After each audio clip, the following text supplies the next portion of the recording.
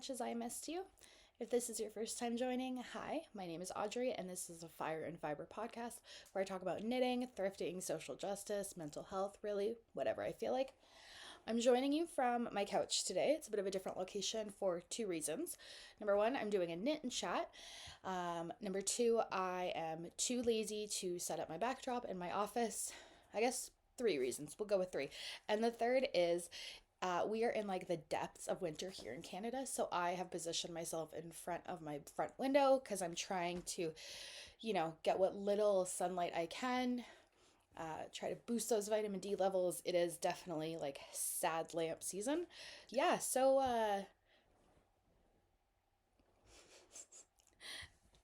I am a knitter, I am a social activist, I am a mom, I'm a maker, I work in healthcare, and I like to think I'm a pretty funny human.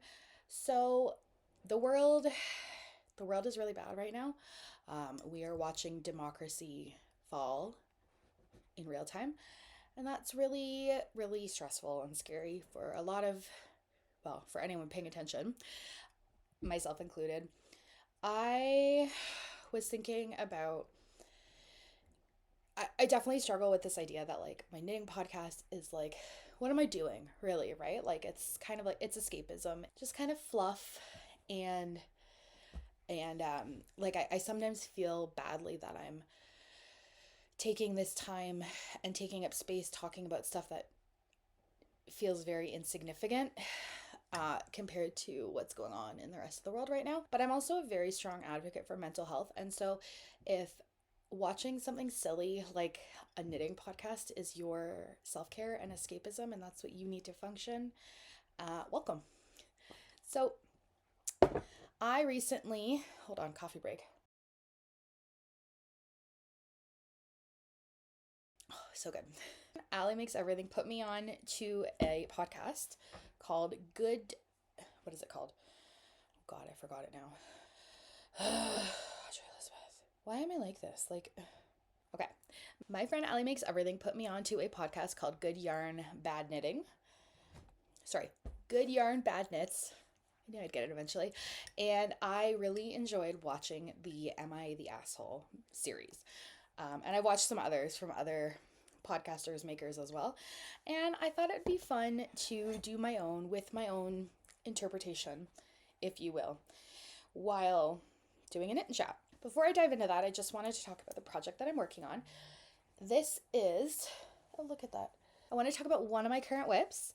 This is the, it's kind of funny, so I don't know if you can see it very well. This is the thing about direct sunlight. This is my King Salmon Light by Caitlin Hunter. I have been knitting this out of Cascade Heritage in the color, I think it's neon pink. I finally got through the color work yoke, which, is extensive. I didn't make the original version, but I have been working on the light version. I know there were some different opinions and feelings that people had about the length or size of the yoke on the original. I love a big colored yoke. I love a long yoke, especially as someone who is bigger chested and bigger bodied. I sometimes struggle when I look at patterns and you can tell the model is probably like the extra small or the smallest size, and the yoke that looks to be encompassing most of someone's chest at that size, I look at that and I think it's going to be like a tiny little stripe, and then it's just going to be all boob on me. So anyways, I know that people were complaining that the yoke was too long or too big or whatever. You're never going to please everyone. The other thing I wanted to talk about, we're now in the month of February, which means that the Canadian Cancer Society's Knitting Challenge in February has officially started. I am the team captain for a group called Knitters Ain't Quitters, and we are still accepting team members and donations. So the Canadian Cancer Society, if you're not aware, does a lot of really fantastic work when it comes to advocacy, research, policy development, as well as funding community supports across Canada. So not only are they doing really, really fantastic work at the high level when it comes to like policy and research, but they're also helping individual Canadians. The easiest example I can think of is the volunteer driver program that many hospitals have support from when folks are facing a cancer diagnosis and they have to go through treatment. The Canadian Cancer Society has a fleet of volunteer drivers who will take folks to and from their appointment. This is really, really important work, both on a big scale and a small scale. Not only do I work in healthcare, I work in cancer care specifically. I'm not a clinician. I work in sort of like, I guess, administrative level stuff. I mean, I can't really get into it much more than that without completely talking about my workplace and my work, and that's not what we're doing here. But I also have a very personal connection to the Canadian Cancer Society and cancer work in general. So, as I've said before, I lost my bio dad to a rare form of leukemia in 2003, and then we lost my stepdad in 2022 to cancer as well. I also have some friends who are courageously fighting, and a few we've lost along the way as well. So this is a cause that is near and dear to my heart, and I think a lot of people can say that. I don't think I know anyone who hasn't been touched in some way. So like I said, we're still taking team members, and we will be fundraising all of February. I am happy to say that my team has actually already doubled our initial goal. When I started the team, it was just me, and so the goal was $1,000. I think we just eclipsed over 2,100, so I would really love your support if you're able, and I will leave the link to either join or support down below. So I'm pulling these off of Reddit, which, if you don't know, was started by Serena Williams' husband. I don't remember his name, but it's a really fun little, I don't know, is this a website? Is this an app? How old am I? Anyways, let's dive right in. The first Am I the Asshole is, am I the asshole for asking my girlfriend to stop knitting so much? I think we already know the answer to this one. I don't necessarily know that any of the context is going to turn my decision, but let's see. My 30-year-old male girlfriend, 27-year-old female, is really into knitting and has been long before we started dating 3 months ago. 3 months ago. At first, it didn't bother me, and I thought it was cool. She has a hobby, but then I realized just how much she does it. Granted, she's not pulling out the knitting hook at dinner or anything, but it seems anytime we're watching TV together or just hanging out at her place, she's always working on some project. She said she needs to keep her hands busy, and it's like fidgeting for her, but I severely doubt that she can be fully present. You don't have to pay attention when you fidget, and she literally always jokes that she doesn't know how to count. She claimed it's not all the time, ... but it's definitely more often than not. She argued that she can follow TV show plots just fine, but when I quizzed her on some details, she couldn't answer some of the questions. So ... I think my point stands. I don't think the point that this person thinks they're making is standing, but I think the point that I took away from that is standing. Then she said, quote, if it's an important conversation, I obviously put my work down, but I think we have different definitions of what important means. I told her I also would like to be able to cuddle and physically interact with her during TV time. She said we can still cuddle, but it's literally not the same. I want her to be interested in me, not some pile of yarn. Some pile of yarn. This might be petty. This might be petty, but I think I might feel better about it if she knitted things for me, but it always seems to be bags or clothes for herself or like random squares. She did make a pretty cute toy for my dog, though. That was actually nice. Anyway, I sat her down the other day and told her my perspective, and instead of being willing to compromise, she told me that I'm the one that's not listening to her and essentially called me the asshole. She's a great girl, but I don't want to lose her over this, and I'm also not sure what to do. Am I the asshole?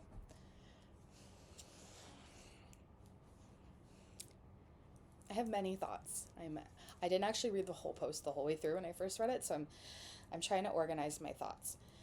So, first, I want to point out, this is someone you've been dating for 3 months.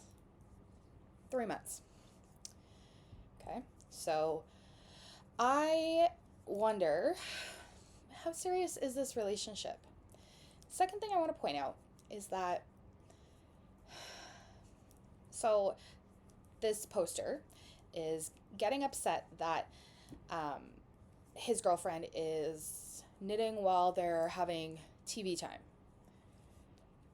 I wonder, does that mean that he's putting his phone away the whole time? Is he paying complete and total attention?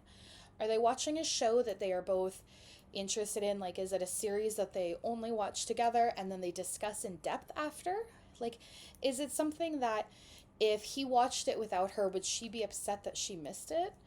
Or is it just like they're sitting around watching TV and he feels the need to somehow dictate what she's doing during that time?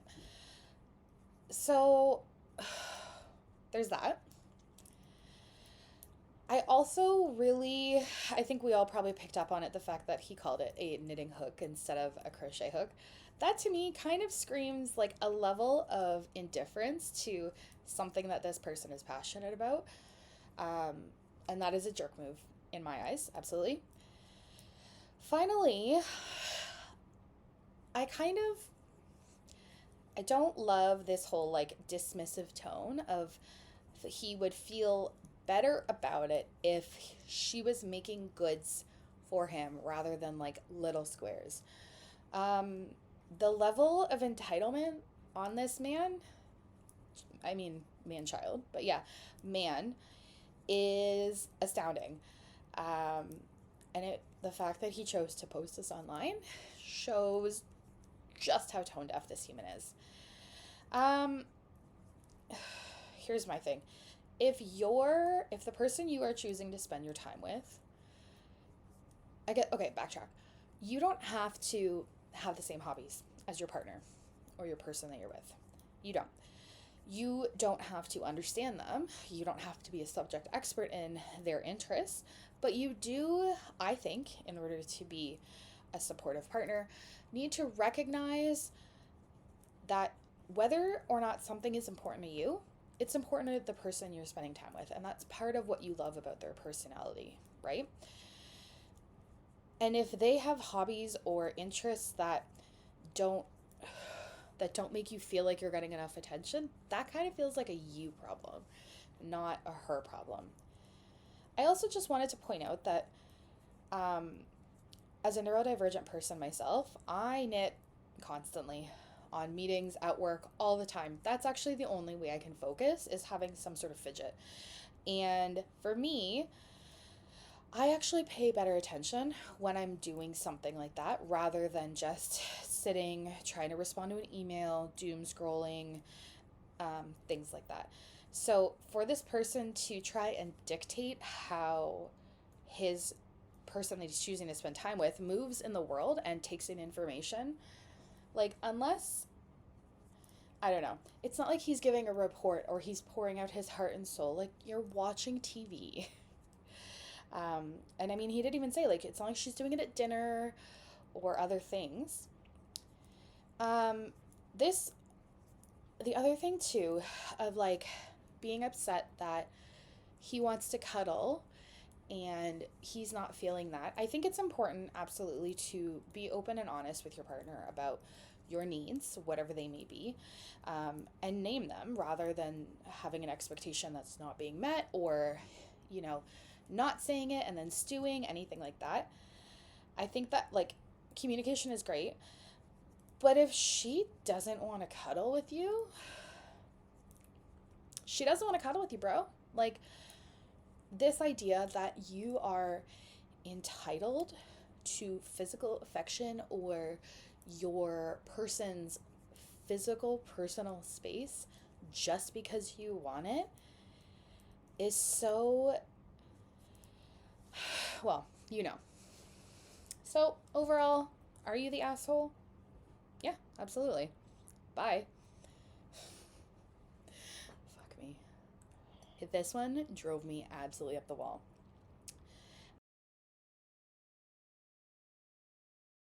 Am I the asshole for not letting another lady do my knitting? Yeah, I know, it sounds weird, obligatory on mobile. So I was on a 5-hour train journey today and I took my knitting with me. And the lady next to me spends her time trying to talk to me.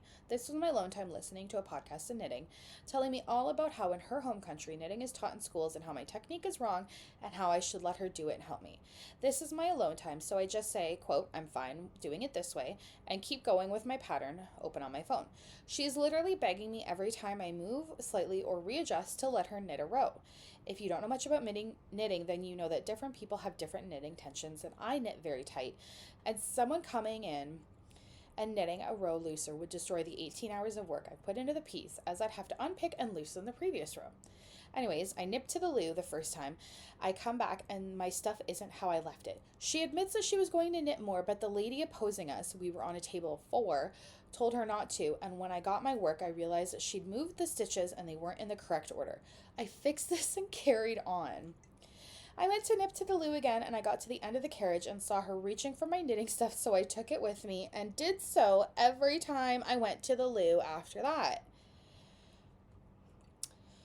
She kept getting in my space and critiquing me and not leaving me alone. I ended up snapping. If you want to knit, maybe you should have brought your own knitting and not try to do mine. F off. She started crying and moved seats. I may have been harsh, but this was 3 hours of her being over my shoulder and touching my stuff after being told no. Am I the asshole? Edit. Thank you for all the kind responses. People were asking, why didn't I move earlier? The train was full. How often do I need to go to the loo? I went to the loo 4 times. I currently have an eye condition where I need to put in drops every hour, and they leave an awful taste in my mouth, so I end up drinking a lot of water. I went through my 2-liter bottle of water on the train. Okay.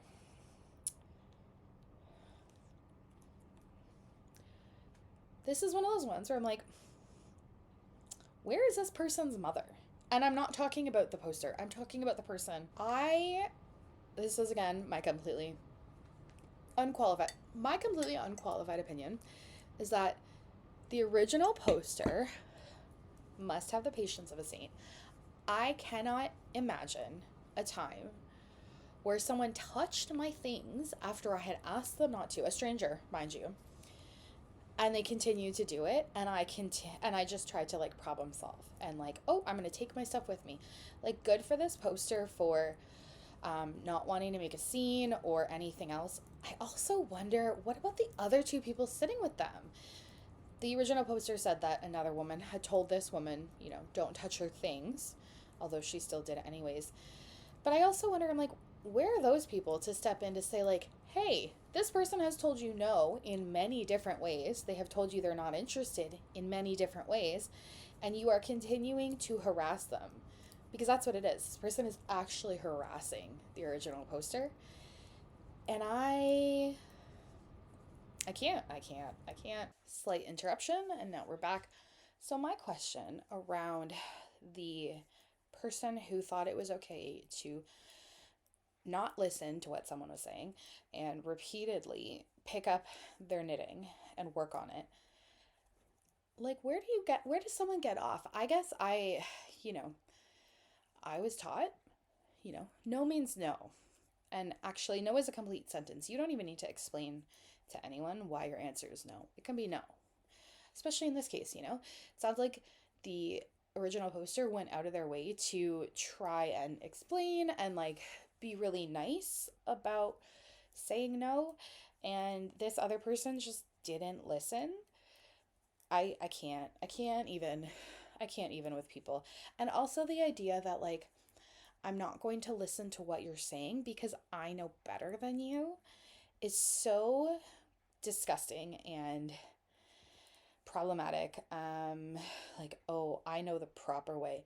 Like, no one solicited this woman's help. It's not like the original poster was like, oh, I need some help. Can you give me tips or tricks or whatever? Like, I don't know. It honestly sounds so outlandish that I'm like, what am I missing here? But if we take it at face value, then no, the original poster is absolutely not the asshole, in my humble opinion. Okay, skipping along. This one drove me crazy.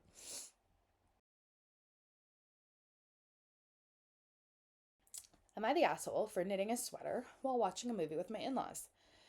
So I was hanging out with my in-laws at their big modern cabin this past week. It was about 20 people total through the week, not all the same time, so it was a little crowded at times.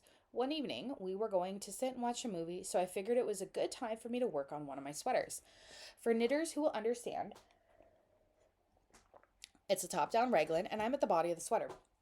So it's endless stockinette on circular needles with a color change for ribbing, which I wouldn't have gotten to during the movie. It's not a very involved project where I need to keep count, and I've been knitting for eons, so I don't need to look at my needles for basic stockinette. However, my mother-in-law got annoyed at me for knitting during the movie. I wasn't in her line of vision, but when she looked over after scanning the room, she scowled. After the movie, she asked me why I was knitting when we were watching a movie. I said that I watched the movie. I said that I watched the movie. I was just doing something with my hands. She scowled again and said that it was rude for me to just go off and do my own thing the whole time. I didn't really know what to say, so I just said, okay, creative, right? And I went to the bedroom. My husband was already getting ready for bed, so I brought it up to him and he said I can just ignore her, she's being controlling. Am I wrong here? This feels like a sort of classic stereotypical mother-in-law story, in that I think as a society we really prop up these stories about mothers, about in-laws, mother-in-laws in particular, being really problematic or controlling or whatever. So, a couple thoughts here. First, why was the mother-in-law so concerned that the daughter-in-law wasn't watching the movie? Like, was this a movie starring a family member that they were all supposed to watch? Or, the dead grandpa produced? Or the story of their family, overcoming some big obstacle and, rising from the ashes like a phoenix? Probably not. So that, I mean, it's not like the woman had out her pottery wheel and she was just throwing clay in the middle of the living room. Like, she's sitting probably quietly, probably not being very disruptive, and she's doing something she enjoys while also watching a movie. I mean, the fact that the original poster said there was about 20 people there also makes me really wonder, like, are you watching a movie or are you watching home movies of like a dead relative, you know? I don't know. Again, I don't know. I don't know why people waste their energy getting so upset over this. Um, in that, I don't know. The mother-in-law just sounds like, I don't know. This sounds like something that could be avoided. I'm really not understanding why she cared. Same as same as I said earlier. I wonder too, were other people sitting on their phones, like doom scrolling? Can you stop, please? Like, was she getting mad at them? Was there some expectation that you watch the movie at full attention and then there's a quiz after? I don't know. I think the husband's response is really telling too. It kind of sounds like that's probably something he's accustomed to. It's probably not the first time something of that nature has happened, and probably will not be the last, unfortunately. I guess also, background context is important. Like, if this was a trip where, she had backed out of every single time to engage with people, or, just didn't, I don't know. Like, I wonder, like, was it a free trip? Like, I wonder too, is it a scenario where the family like paid for the adult children to come and this person was opting to not get to know them? Or, was this person just minding their own business? I also wonder too, like, how long they've been married. I think that is really telling. Yeah, I think that one's pretty obvious. Not the asshole. The mother-in-law probably is. Again, sometimes I read some stories and I think like it's almost incomprehensible to me that I'm like, where, like, I do not that I question the validity of the post, but like sometimes things are so outrageous to me that I wonder, like, is there something else that I'm missing? I don't know. Anyways, not the asshole. This one. Whew, this one. Am I the asshole for not crocheting a blanket for someone I don't know? Hi, I am a 19 female avid crocheter. I've been doing this for roughly 5 years consistently, and it's my favorite hobby. For context, I am currently in college, and in my writing class, there is a girl who I have had maybe 5 full conversations with. We are not 100% friends or acquaintances. Sorry, we are 100% not friends or acquaintances. We are doing a compare and contrast essay on 2 random things. I chose to do types of yarn because I know it like the back of my hand. My teacher jokingly asked me if I was going to bring him a crocheted blanket to show off for the class, and I was joking back. After class, the girl comes up to me and asks if I can crochet her a blanket for free because, quote, you seem to do it all the time, so it can't be that hard. I laughed because I seriously thought she was joking. She was not. She got mad at me and after I told her no and then called me selfish. I told her I don't know her and I'm not comfortable making her something like that. Some people in class are telling me to suck it up and just do it so she could stop complaining, but the other half agree and think it's weird that she's asking me to do it. Am I the asshole here? I feel bad for saying no, but I also don't owe her anything. Okay. 19 years old. This group, to me, I mean, the original poster talks about her age. I would assume, based on the context, it's a writing class, they're in college, that the other person mentioned in this story is probably also 19, and there is something to be said about the brain development that still needs to happen before you turn 25. And it sounds to me like this other person has not had time to fully form their brain like most of these other, babies in this class. I mean, they're not babies, they're 19-year-olds probably, but still, the immaturity to me that's coming across from this other person demanding a blanket is kind of wild. Also, I think too, again, it's speaking to what I said in the last thing that no means no. No means no. You've asked. The answer has been no. You need to stop asking. No means no. No means no. And the fact that this person is complaining so intensely that their classmates are picking sides because they don't want to hear this person anymore is also just astounding. I look at it too as this is college. This is post-secondary education. This is not a class that people are in because they're required to be there, like high school, and it's just randomly assigned. These are people who, in theory, are spending money, whether it's their own or their parents or grant money or scholarship or whatever, to take post-secondary educational classes to further themselves. You're paying to be there. And so I honestly think if I was the original poster or the other people in the class, how irked I would be that I am paying good money to be in a class and this is what's taking up the discussion time and causing distraction and strife. I would be so irritated.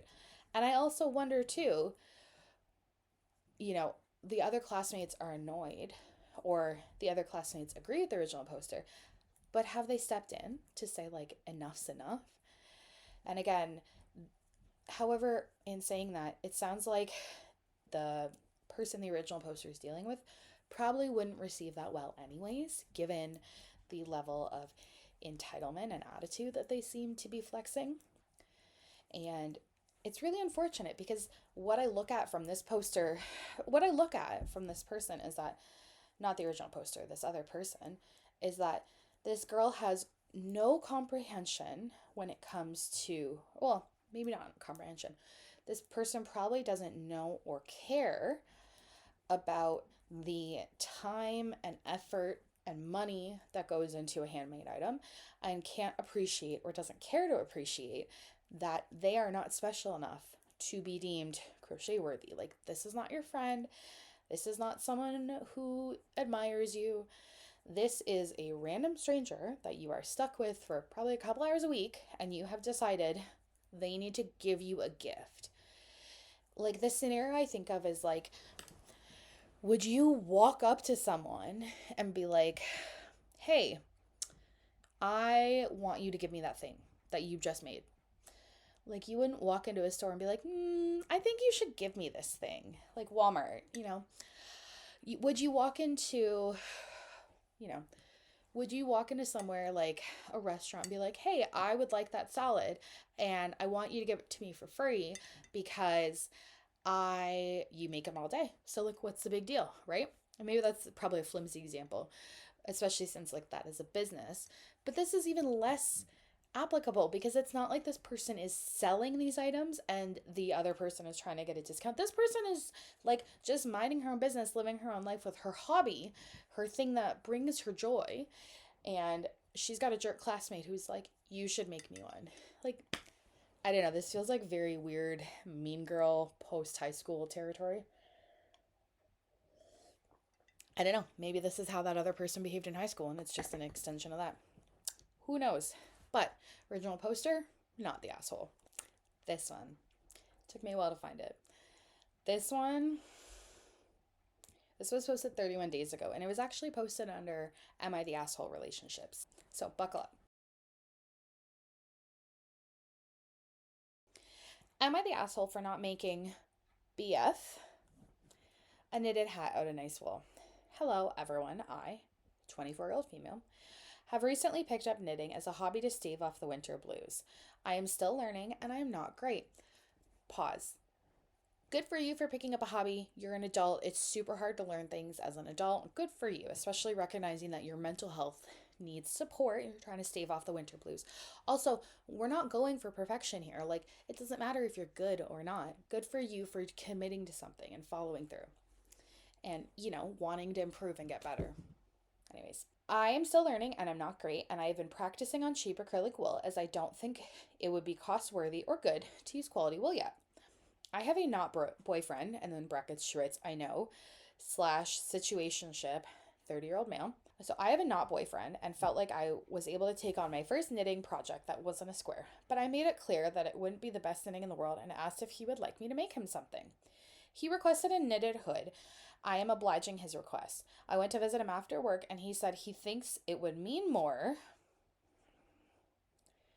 if I made it out of nice clothes wool, as if it were me making it for myself. I would use nice yarn. He is correct, but organic fibers are so important to me, not so much to him. I said that this is my first project and I didn't want to waste money on more yarn as I had just purchased a set of circular needles, and then in brackets it says 35 pounds. And I just wanted to use what I have before I use nice stuff, but also to improve as a knitter before I make anything out of nice yarn. He then said he pays for dinner. And it would be nice if I made it out of nice material because he pays for dinners, etc. I told him that making this hood was going to take me hours. I just got new needles and I wanted to use the cheap acrylic yarn to develop my skills before I get nice yarn. He said I was being ridiculous and I said we can talk later on once we have calmed down. I added that as I get better at knitting, that obviously he would get things made for him out of nice wool, to which he said it wasn't obvious. I do feel quite silly for posting in here, but we have stupid arguments like this, and I am getting quite frustrated having to justify every single decision I make.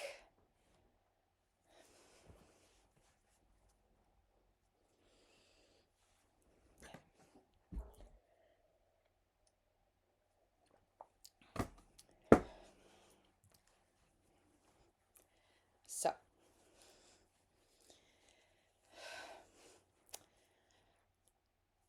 I have many feelings. First, I wanted to again reiterate that this person is 24 and has taken up a new hobby to try and stave off the winter blues. Great. So it seems like the purpose is kind of specific there. It's not like she's picked up knitting because she has the task in mind of knitting her boyfriend something, right?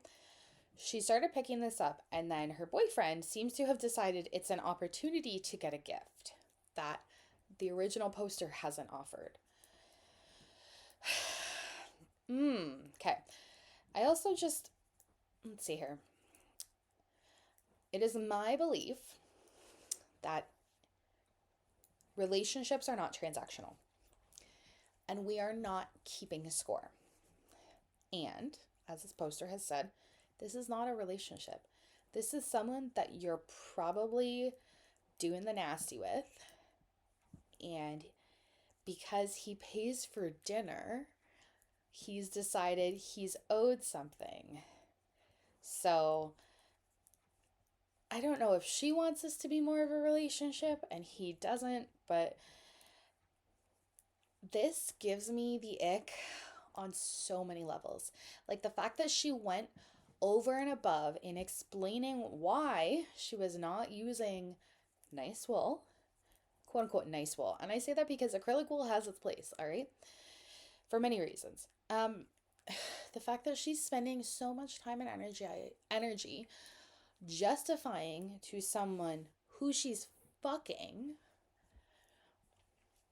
about why he's not getting a nicer present. And his response is that he pays for dinner. Like he's clearly keeping score of the what this situationship is costing him financially. Is so disgusting. Ugh. Like so it's not okay. Again, relationships are not transactional. You don't get to tell someone you owe them something just because of another reason. But when she says dinners, okay, so it's not like he's saying, I pay your cell phone bill, which only you benefit from. So I want something in return. That's not what it's saying. And that situation is also problematic, but I'm not going to dive into that. What he's saying is, I pay for our dinners that he has at least half enjoyed. So therefore, you owe me something? It's so pretentious. It's so entitled. It's so. Ugh. I think too, like looking at this person is 24, this man is 30. There's a 6-year age gap. And age gaps matter in many ways, and they don't matter in many ways. But I have to wonder if a 30-year-old man thinks it's okay to act like this with someone he is not even committed to. I just don't get it. Like, yeah, no. Just so many red flags. Like girlfriend, he is handing you a bouquet of red flags. You have got the fucking UN. You've got the United Nations display of red flags. All right? You're going into a hockey arena with every red flag hanging down. Ugh, run, run, run, run, run, run. Update. I have dumped him. Thank you, everyone, for your advice and input. That makes me feel a little better. Okay. This is a good one as it relates to work. Manager hates me knitting. LOL. Hi, folks. Strange one here. I, 31 female, overheard my boss, 50-year-old female, bitching about me knitting at my desk on my lunch breaks on Friday, end of day, when she thought I'd left for home. Other manager came into her with some tea. Stop that. About corporate nonsense. Think along the lines of llama walks or finger painting, some sort of stuff. It was silly, not gonna lie, and I don't want to proper myself out by saying what it is, but it was eye-rolly. I don't know what that means. I'm not in the habit of eavesdropping either, but she's pretty loud, and the door was wide open, and it's a really small space. Anyways, away she goes on her rant about it. I didn't try and listen in because I don't care, and also not my business. But what I didn't miss was she said with the absolute disdain, and that fucking knitting out there. Now, she stopped in her tracks, passing by my desk, and looked at me in disgust and asked me, seriously? A couple weeks ago? But when I challenged her on it, she wouldn't actually elaborate on what the issue was. I brushed it off and thought maybe she thought I was knitting on work time because I took a late lunch that day. What bumps me out about this job is that she's so sound otherwise. I love my job. It's been really easygoing, and she herself has zero filter, but she's been decent up until now. I have ADHD. I need to let my boss know that I have appointments for that, and if there's an issue with my meds, that it may affect my work, so I would do easier tasks until it's sorted. And again, she's been so good about that. I already know it turns her how bad my memory is, and if she'd been bitching about that, I would have at least been understandable. But knitting on my lunch? I also hate the fact that the conversation went from, quote, corporate nonsense to, quote, that bitch knitting to, quote, millennials are gonna fuck it all up. Rant over, I'm going to politely and professionally ask that she lays out the issues she has with me in a private meeting with the door closed, unlike the last time. Lol.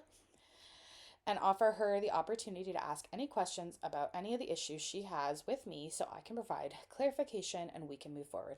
Note to managers, when bitching about the staff, close your door and make sure they're not around to hear it. Alternatively, though, avoid bitching about your staff.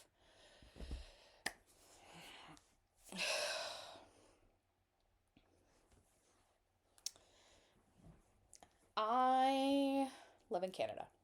Okay. I have somewhat of an idea of labor law in the United States. Obviously, it varies state by state. And I am not sure what other country the original poster is posting from. However, as far as I understand it, in most lines of work, your lunchtime is unpaid. Your lunchtime is unpaid because it is your time to do with what you please. Like it's a protected right here in Canada, right? So I don't know. I guess it's just like a couple things. Number one, it's your lunchtime, sitting at your desk. I don't really understand why the manager feels bothered. Like, is there an expectation that this person works through her lunch? Which raises a whole bunch of other questions and potential red flags. Or is it something else? Also, I don't care that she's a sound manager in other ways.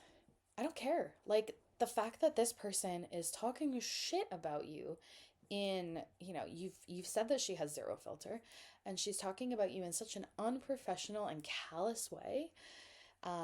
That's not designed to be constructive. It's not designed to help you grow. I mean, it's not even directed at you. She's just talking shit behind your back, thinking you're not there. Is so inappropriate. It's so harmful. It's so toxic. And like, ugh, I feel, I'm going to say it. I feel like because the original poster said they're female and the manager, she's also said it's female. So I'm going to say this. Women in the workplace have a hard enough time as it is without tearing each other down. Whether you are someone's manager or coworker or what,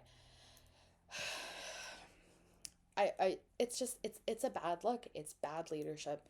It's poor leadership. This feels like something very old school to me, like a very old school mentality.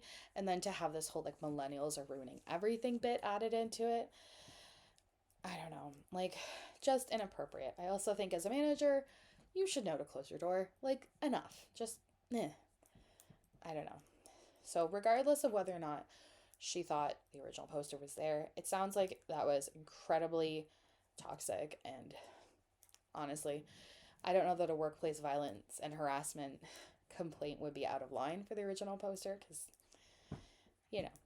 obviously it depends on like the company and everything, but that is just so horrible.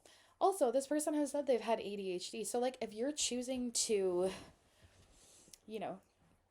knit, not during work time, like she said she's very specifically doing it during her lunchtime, I don't really get what the issue is. I've had feedback in the past about me knitting during meetings from a work perspective, and I've had to challenge these sort of ideas around like, no, I actually am paying attention.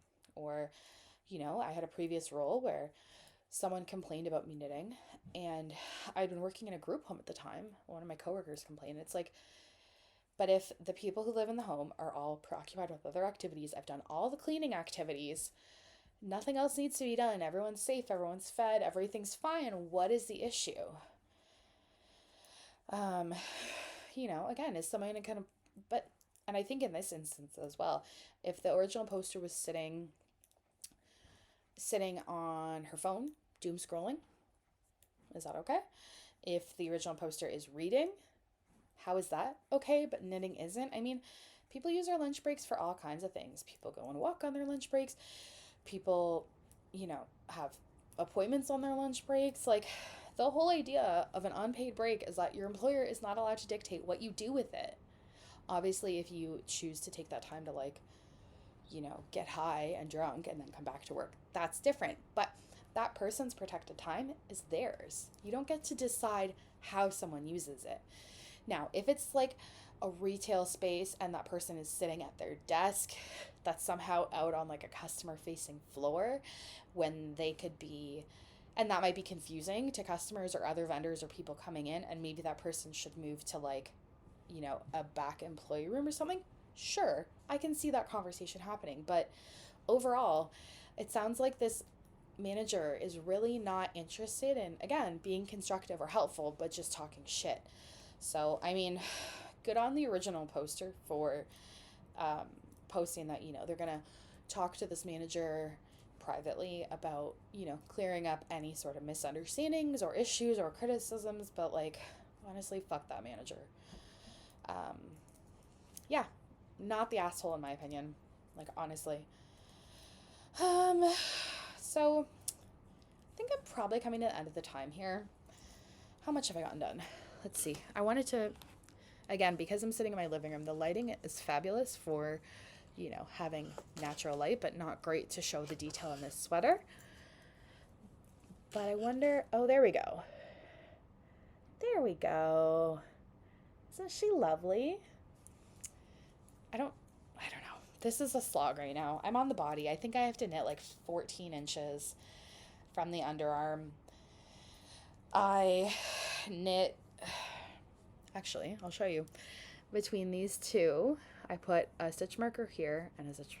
This is where I started the other day when I was at like a big corporate work event, and that's how much I got done because that's what a long day I had. So, um, I'm really excited for this to be done. It feels like it's taking forever because it is. But I think that's going to be all for right now. Let me know if you like this style of video down below, or comment if you disagree with any of my assessments or judgments on the Am I the Asshole? Comment down below. Once again, I am really, really, really hoping that you are able to either join our team, Knitters Ain't Quitters, or support us for the Canadian Cancer Society's February Knitting Challenge to raise funds for this amazing organization. If you're not already a subscriber and you want to stick around and see more content or hear me yap about other things, please like and subscribe this video. It really does help. And I hope that wherever you are safe, you are warm.